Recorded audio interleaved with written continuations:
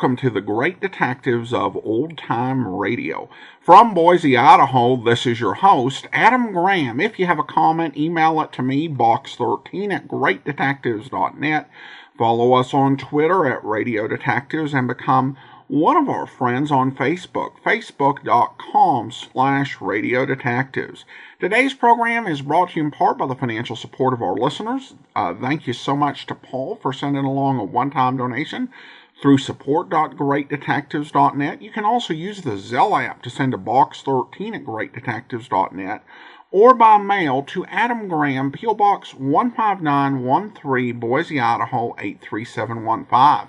And I also want to welcome aboard our latest Patreon supporters. Thank you to Jennifer, coming on at the Detective Sergeant level of $7.14 or more per month, and to Rhonda, coming aboard at the Shamus level of $4 or more per month. Thank you so much for your support. And you can become one of our Patreon supporters for as little as $2 per month. Just go to patreon.greatdetectives.net. Well, now we're going to get into the series Indictment. I'm not going to be able to really give you specific dates, just because this is another series where the actual air dates are sparse. I do have a pretty good guideline for when the series aired, and it had a good run over CBS. It aired between January of 1956 and January of 1959, so just about 3 years on the air. Nat Pullen stars in the series, which is the clue that this was not only set in New York, but also recorded there as well, as Nat Pullen was a New York-based actor who did a lot of soap opera work, which we'll talk a little bit more about Mr. Pullen after the program. Indictment follows the process that the New York Assistant District Attorney had to go through in order to obtain an indictment. So let's go ahead and we will take a listen to the first episode we have here, and this is The Witness Who Wasn't. Indictment, a formal written charge of crime, as the basis for trial of the accused.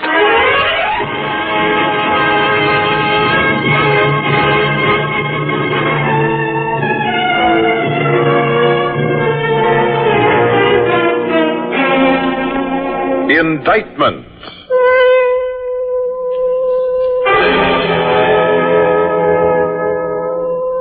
The drama you're about to hear is from New York City and is based on stories of the criminal law, with authentic procedures as detailed by Eliezer Lipsky, former Assistant District Attorney of New York.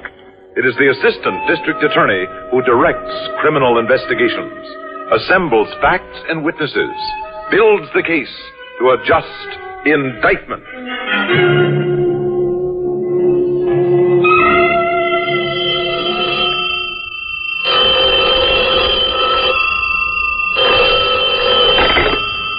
McCormick. McCormick? This is Norman Brapson. Make it fast, Brapson. I'm on a case. I am a case. Come and pick me up. You've been drinking. Sure. But wouldn't you belt one down if you just killed a woman? Drinking? Sure. Drunk? Ma. You killed a woman? Dead. Brapson, where are you? I'll call homicide. Or since you apparently are in the mood to turn yourself in, will you go to the nearest precinct? Look, McCormick. Now, hold it a second. Tom, pick up the other line. Get the switchboard. I'll stall this maniac. Get me a trace. Sure, Look, you don't have to try to trace me. Mr. McCormick got a wild one on What do you think 239. I See if you can called trace it. for? That's right, yeah. Never mind, Tom. Oh, sorry, Mr. McCormick says skip it. I'll talk, but only to you.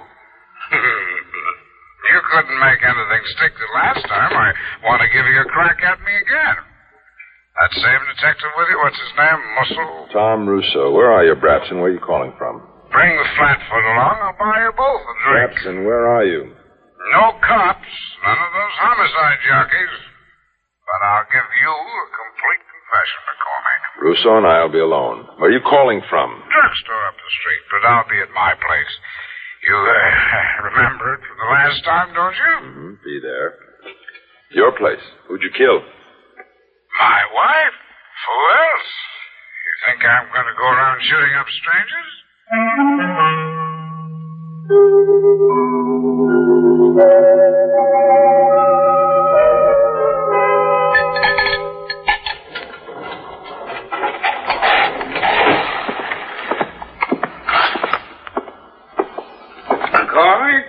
All right, Brapson, put the drink down. Well, what's the door now? I know my business, Brapson. Oh, where is she? There's a gag? On the other side of that sofa in front of the fireplace.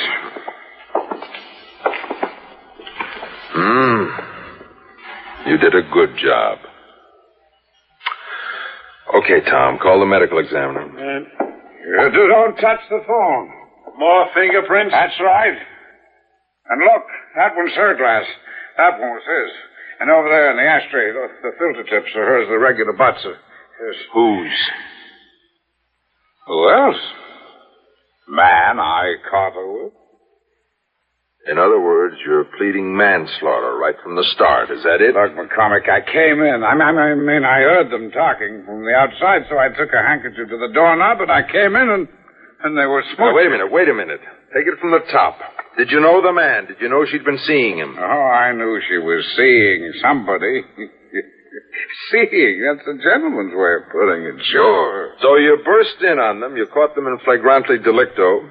Your husbandly rage rose to the surface, and instead of killing the dastardly invader of the sanctity of your marriage, your fifth marriage, you killed her. The unwritten law. All right. Come down off it, McCormick. Believe it or not, that's exactly how it was. I came in. All right. We'll go into it downtown. But I choose to not. And when you're booked and indicted, it's going to be for murder one. Now, wait a minute. Shut up, Brapson. Detective Russo, call communications and have them notify all commands. Right. You might tell them to notify the chief inspector and get the precinct to send a uniformed man to take the aided case till the lab men show up. I can show you everything. Downtown, huh? Just one thing. When did all this happen? I can tell you that, Mr. McCormick. Our watch stopped at 11:30. Yes, that's right. It was just 11:30. The news was coming on. His fingerprints might even be on the dial. You didn't answer me before. Whose?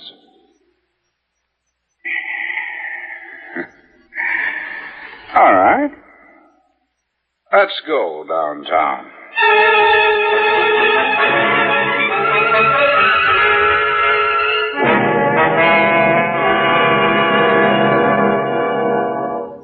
Where was the gun? I told you, in the bedroom. So you caught them on the couch.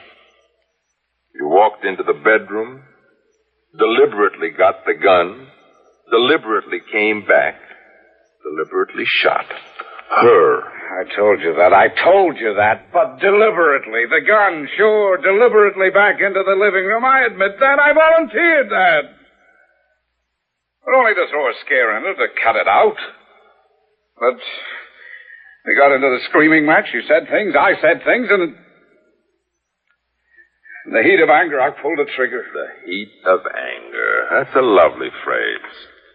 Where'd you read that and memorize it? Look, McCormick, you know a lot about me. I know a lot more than I can prove in a court of law, too. All right, so I'm a playboy, so I'm the man with the little black book. I love him and marry him and leave him. All right. This one I loved. Sure. You lunkhead. All right. This one I love. Tom, give him a cigarette. Come on. Snap out of it. Thanks. All right, so you loved her.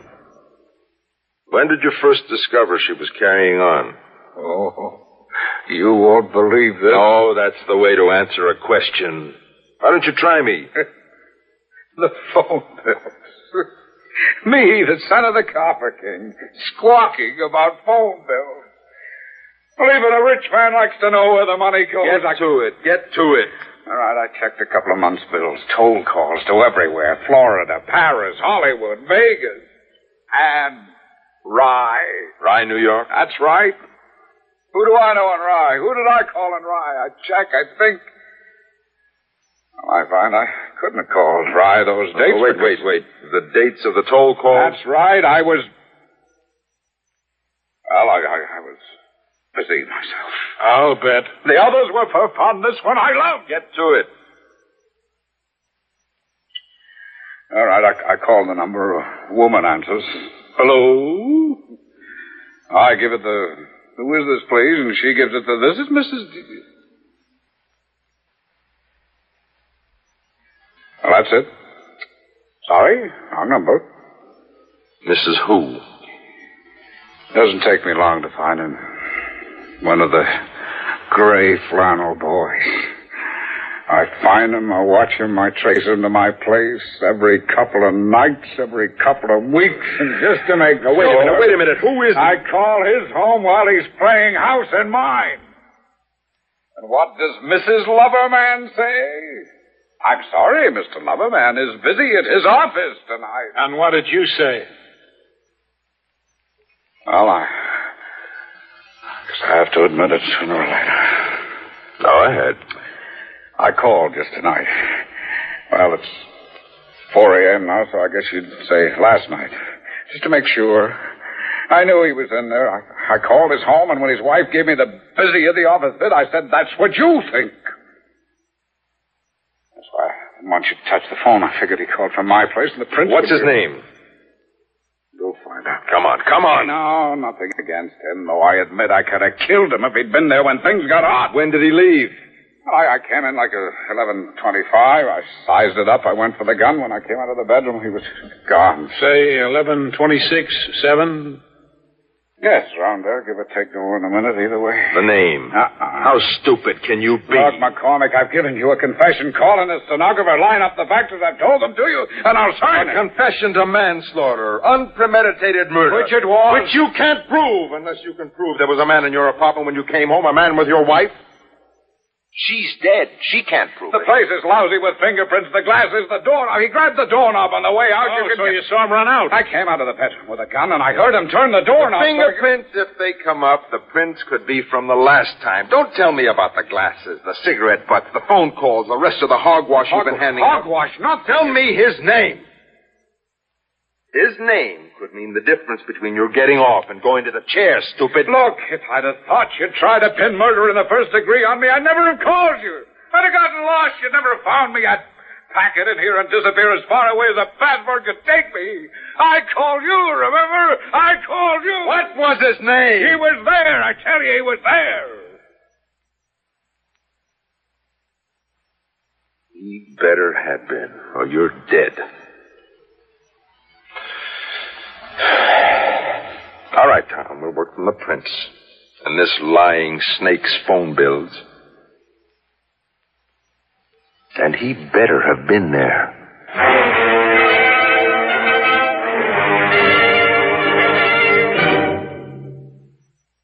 Get the picture. Are you taking a high school or college correspondence course through USAFE? Or are you planning to in the near future? If you are, then this announcement is for you. Several courses offered by USAFE may now be studied 2 different ways at the same time. Confusing? Not at all. The first method of study is through the regular correspondence course. The second is by means of USAFE's telecourses, or courses on film. That's right. You can attend classes in your own recreation room, library, or any other building in which a standard 16mm projector can be set up to run the film. These courses are being distributed for the use of correspondence students who have no teachers available, or whose teachers wish to use the films as additional teaching material. The half-hour classes vary in number from 12 to 20, depending on the subject. Why not take advantage of these films to increase your knowledge and understanding? Ask your education officer for details, then enroll with USAFE and let a telecourse be your guide.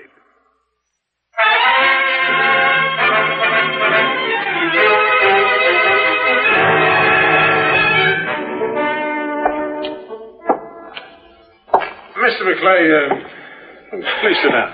How did you find out? Phone bills. You did call from the Brabson house, didn't you?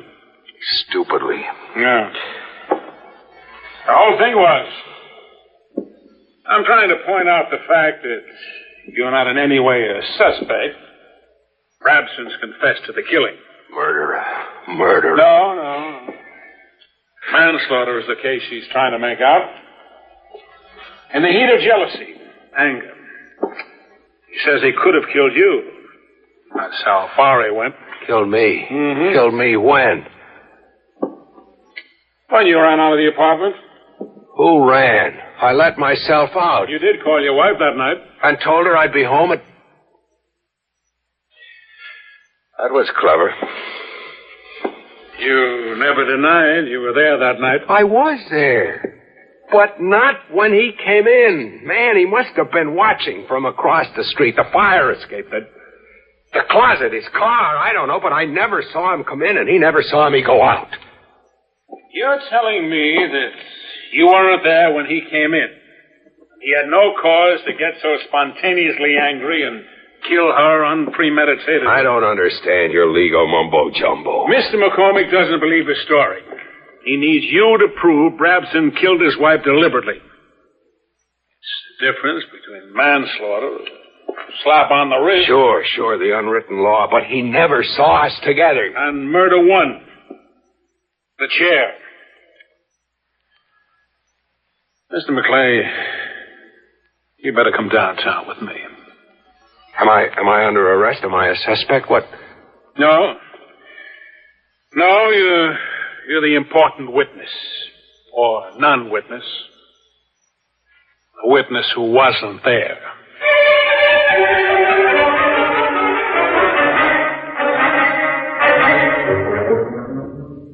Mr. McClay, can you prove you weren't there? Weren't there when? When? I'd prefer not to tell you. You tell us when you left the apartment. No later than 11:20, if that late. 11:15 would be too early, but 11:18 would be closer. Prove it. I caught the 11:35. Out of Grand Central, your train home? That's right. That night I caught the 11:35. If I miss the 11:35, my next train is the 12:05, and the next after that is the milk train. But I made the 11:35. You're saying, I gather, you can't make it from the Brabson apartment, including the elevator, finding a taxi, reaching Grand Central, going through it to the track. Track 13, farthest away from the entrance. All right. All right, what? We'll check the time out. All right, but check it my way. Allow yourself 5 minutes for contingencies, the way every commuter learns to do when it's a question of that last train. Why contingencies? Because all of your taxis are working the theater district and the nightclub district that time, and it's hard to find a cruiser way up on the avenue at that hour. And when you've got a wife who...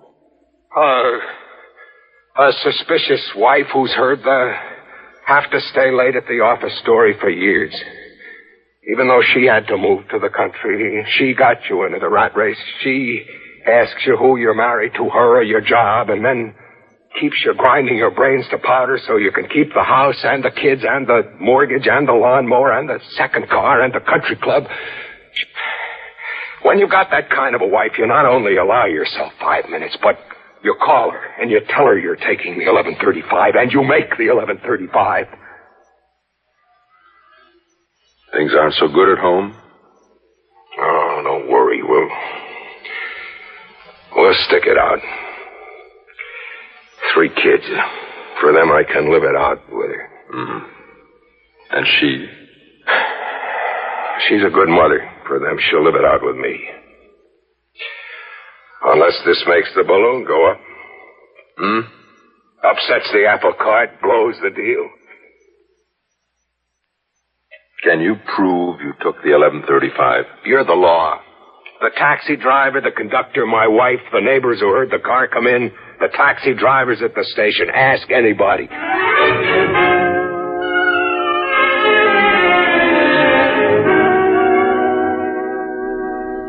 That's right, Mrs. McClay. The night of the 16th. You mean the morning of the 17th? What's that? The 11:35 gets to the station at 12:07.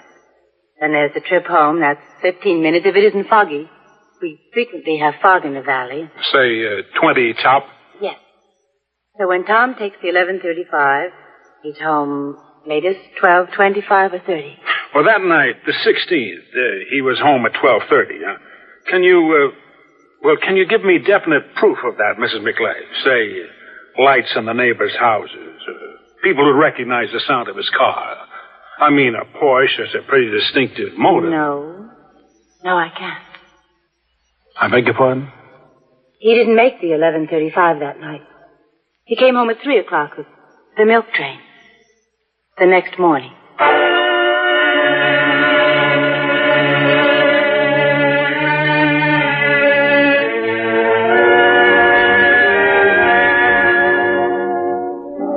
She's lying. I never knew she hated me enough to lie. Look, I came in at 12:30, and she said office, and we fought all night, but she's lying to get even with me. Somebody can prove she's lying. No taxi driver identified you. The neighbors were all asleep, and the conductor couldn't pick you out of a lineup as a passenger on his train that night. But I was on it. What difference does it make now? You're not a suspect. You don't have to prove anything. You don't understand. I'm trying to make you understand. There's no point in your trying to prove you weren't there. I can't use you. The defense will murder you. No, I have to go in there with a thin case. I'll go for murder 1, sure. But I'll have to settle for manslaughter. I won't. She was my girl. She was his wife, but she was my girl. All right, I've played around. Lots of women. But this one I loved. I want to see him burned. You have to put me on the stand. I'll swear I was never there. They'll believe me. Look. My commutation ticket's punched that night, the 16th. Ticket? What good is it? Wait a minute. Let me see that ticket. See? The date. Never mind the date. What was that conductor's name again?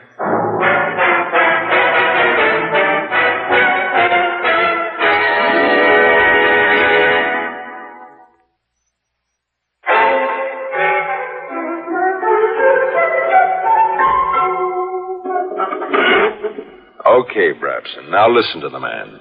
I don't know him. Who's he? Mr. Weiss is a conductor. He works the 11:35 from Grand Central. No, I swing. That week I worked 11:35, not my regular train. That's why he didn't recognize me. To the regular conductors, I'm a regular. But what's all this jibber-jabber? Shut up. All right, Mr. Weiss, go on. About the ticket. Well, like I told Mr. McLeay, I was sorry I didn't recognize him. But if I'd known he was using the regular commutation ticket, which is dated, he rides on the 16th. We punched the 16th, you see. Yeah, show him. Him? That man. Sure. See? All right. So you make confetti, so? It's a little heart. The punch makes a little heart-shaped hole. Huh? That's very sentimental. Yeah, I told my wife when he assigned me the punch. Mr. Weiss, tell him what you told Mr. McLeay and me. About the punch? That's right. Well, you don't find many people who know that, but every conductor's got his own punch. Me with the heart, another's an arrow, a half moon, a little zig, a little zag. Thousands, all different. Look, Mr. McLeay's commutation ticket. Look at all them different punches. Oh, I'm impressed. You ought to be. Because there are only 2 punches like that in the whole system. One of them's in the railroad controller's office. The other in the conductor's possession. Oh, wait, McCormick. I never said... You said McLeay was in your apartment when you came in. That was what made you kill your wife, claim the unwritten law. But this conductor and no other conductor punched McLeay's ticket that same night on the 11:35. All right, I had the times wrong. It was earlier, sure. Sure. Go ahead. Change your story. Anything you like. Just tell me one thing. Why did you try it? Didn't you think he'd come forward and admit he'd had anything to do with her? Was that it? Come on. No, I'm not talking. Nothing. You'll talk. Detective Russo, show the other gentlemen out. We can talk to them later. Rapson, you'll talk now. And you'll burn.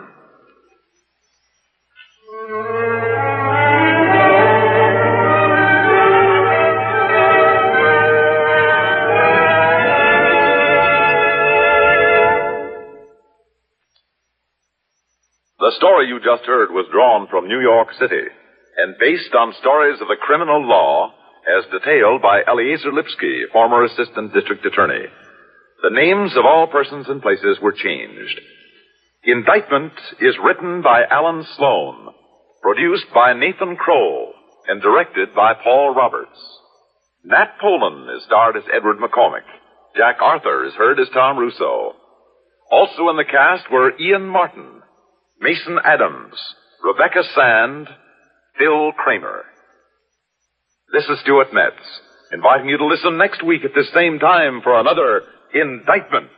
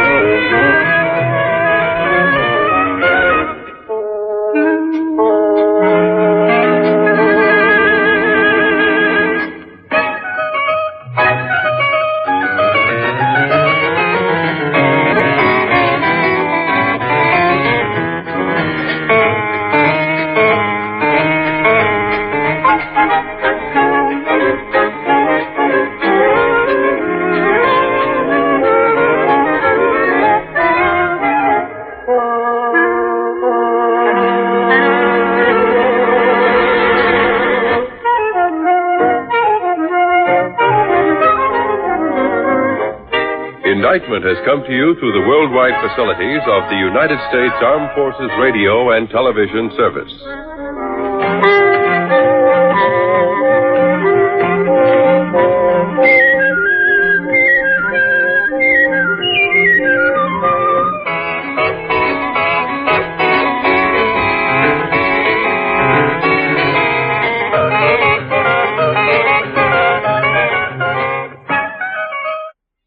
Welcome back. Well, I enjoyed the episode. I really liked the detail. I thought it was pretty clever that each of the people who stamped the tickets had a different stamp, so you could tell who had actually stamped it. I thought the investigation was good. It was as thorough as you're going to get in 25 minutes, and I think in some ways it reminded me of Dragnet, but the reactions of a lot of these people rang very emotionally true, particularly with just the total messiness of all that was going on with all of these mixed up and messed up relationships. Now, I will go ahead and talk a little bit about Nat Polen. Nat Polen is probably best known for his soap opera roles. And he was on As the World Turns playing a doctor for 10 years. And then he was on One Life to Live for 12 years.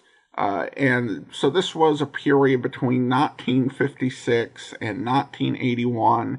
And essentially for 23 of those 25 years, he was playing a doctor on a soap opera. He did a fair amount of radio, though mostly it was in character roles. He did some CBS radio theater in the 70s, and he did have one credit I found in the Internet Broadway database. So he's probably not the type of actor who would have been given a chance to star in a radio program earlier in the golden age of radio.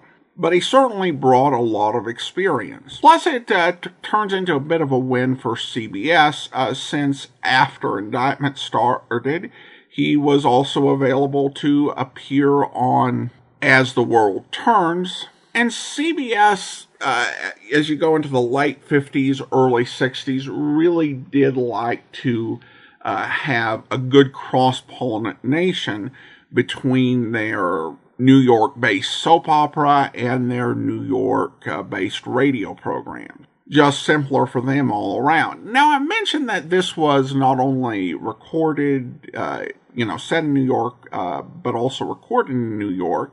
There were some series that were set in New York, but really recorded in Los Angeles. That was the case with the first 3 seasons of Barry Craig Confidential Investigator. Only the really first few episodes of Broadway is My Beat were actually recorded in New York. All of the episodes starring Larry Thor were actually recorded in Los Angeles. So Indictment has the distinction of actually being recorded in New York as well as set there. All right, some listener comments and feedback now. And we start with Paul. Paul writes in, "Thank you for your great programming and for making these exciting radio mysteries accessible." Well, thank you so much, Paul. Rhonda writes, "This podcast is great. Thanks for the time and effort you put into it." And Jennifer writes, "Happy, a little belated birthday. Adam, thanks for continuing to provide such a great show." Well, thank you so much, Jennifer. Appreciate your comment and for you becoming a Patreon supporter. And I do want to go ahead and thank our Patreon supporter of the day. Thank you to Jim and Rachel, Patreon supporters since March of 2016, currently supporting us at the Shamus level of $4 or more per month. Thank you so much for your support. And I do want to let you know we don't have that many episodes of Indictment, so in 4 weeks from today, join us as we get into Under Arrest. That will be coming to you on Saturday starting in 4 weeks. And that will do it for today. Join us back here tomorrow, Public Domain Video Theater. It's another police procedural, but this time set out on the West Coast in Los Angeles County as we get into Code 3. And then on Monday, we'll be back with Box 13. And then next Saturday, another episode of Indictment. In the meantime, send your comments to Box13 at greatdetectives.net. Follow us on Twitter at Radio Detectives and become one of our friends on Facebook, facebook.com/Radio Detectives. From Boise, Idaho, this is your host, Adam Graham, signing off.